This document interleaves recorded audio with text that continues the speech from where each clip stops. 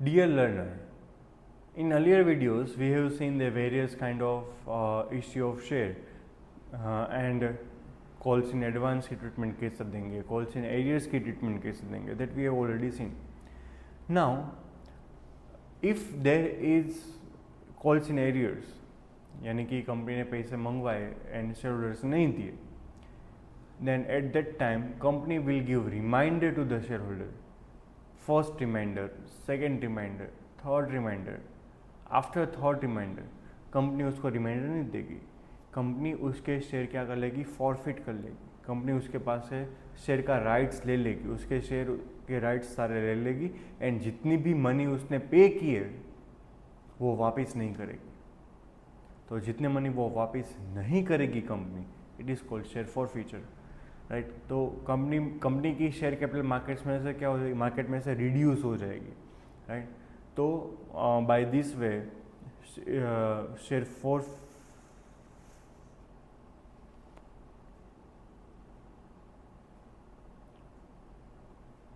तो उसको बोलते हैं share for feature.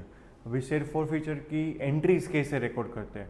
C, application के टाइम पे bank account debited to equity share application to share capital, share allotment to share capital, bank account debit to share allotment account, first call account debited to share capital account, bank account debited to first call account. ये सारी entries normal routine entries है, वो तो आएगी. अगर उसमें calls in arrears है तो वो भी रिकॉर्ड करना है. Then after we are supposed to do the entry for the share forfeiture. Let us understand through one example. Honda Limited issued 10,000 equity share of rupees 100 each, payable as follow: 20 on application, 30 on allotment and 20 on first call, 30 on second call. यानी कि 20 + 30 50, 20 + 30 50, 100 rupees का share face value है 10,000 equity shares, right. तो वो हमें call करने हैं. 10,000 shares were applied for and allotted. 10,000 share issue किए थे, 10,000 शेयर हमें सब्सक्रिप्शन मिला और वो हमें अलॉट भी कर दिए. All the money due was received. जितने भी पैसे हमारे ड्यू थे वो सारे के सारे रिसीव हो गए, except the 2 calls on 300 held by Supriya. Supriya नाम की एक शेयर होल्डर है जिसने फर्स्ट कॉल 300 शेयर का 300 शेयर के ऊपर फर्स्ट कॉल पे नहीं किया है एंड फाइनल कॉल भी पे नहीं किया. ये दोनों उसके पास हमें नहीं मिल रहा है. This shares were forfeited, give the necessary entries. ये 2 शेयर्स जो 300 नहीं पे कर रही है हमने फॉरफिट कर लिए, राइट. और उसने कितने रुपीज़ पे कर दिए, 50 रुपीज़ उसने पे कर दिए, तो वो हम वापस नहीं करेंगे. तो 50 रुपीज़ जो उसने पे कर दिए पर शेयर, यानी कि 15,000 जो पे कर दिए वो हम रिफंड नहीं करेंगे. उसको बोलते हैं share for feature.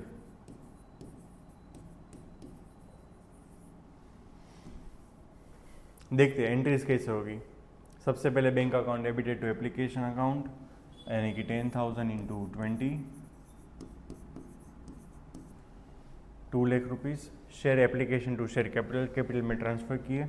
Equity share allotment account debited, allotment के रुपीज़ कितने मंगवाने हैं, 10,000 इंटू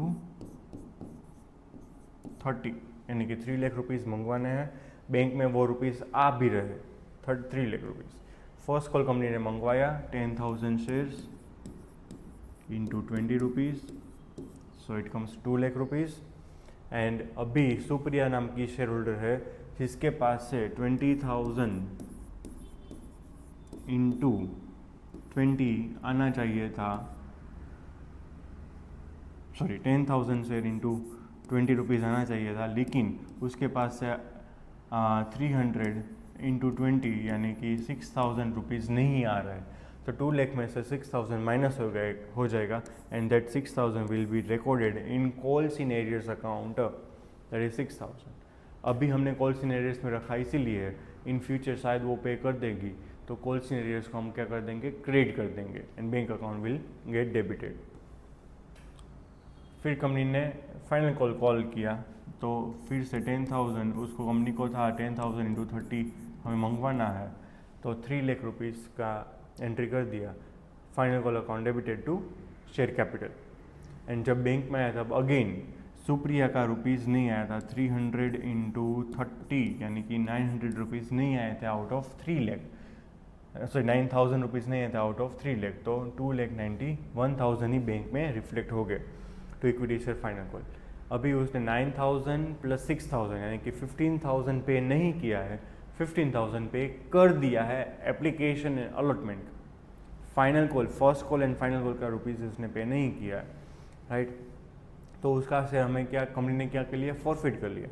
फॉरफिट करोगे तब आपको खास याद रखना है, सबसे पहले हम डेबिट करेंगे शेयर कैपिटल, क्योंकि हमारी कैपिटल क्या हो रही है, रिड्यूस हो रही है। जब हमारे पास पैसे आते थे तो हम कैपिटल में क्रेडिट करते थे, लेकिन अभी हम शेयर फॉरफिट करें तो मार्केट में हमारे शेयर हम वापस ले रहे हैं, तो हमारी शेयर कैपिटल मार्केट में क्या हो जाएगी, रिड्यूस हो जाएगी। That is why we are debiting the share capital account.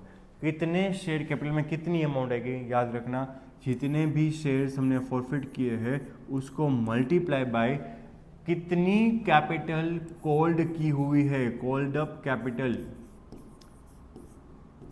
By company. Company ने जितने रुपीस की फेस वैल्यू कॉल्ड की हो ना, उतने यहाँ पे पूरे के पूरे 10 रुपये कॉल किए तो मल्टीप्लाई बाय 10 यानी कि 30,000 डेबिट होगा। टू कॉल सिनेरियस यहाँ पे 9,000 एंड 6,000 आपने डेबिट किया। देखो यहाँ पे 6,000 है डेबिट और यहाँ पे 9,000 है एज अ असेट्स, राइट। वो अभी हमें कभी मिलने वाले हैं नहीं, तो to close that account we are suppose to credit the amount. तो यहाँ पे कॉल सिनेरियस में 6,000 प्लस 9,000 यानी कि 15,000 रिकॉर्ड किया हुआ है। एंड टू शेयर फॉरफिचर, उसने कितने रुपीज़ पे कर दिए हैं, 300 इंटू 50 रुपीज़ उसने पे कर दिए।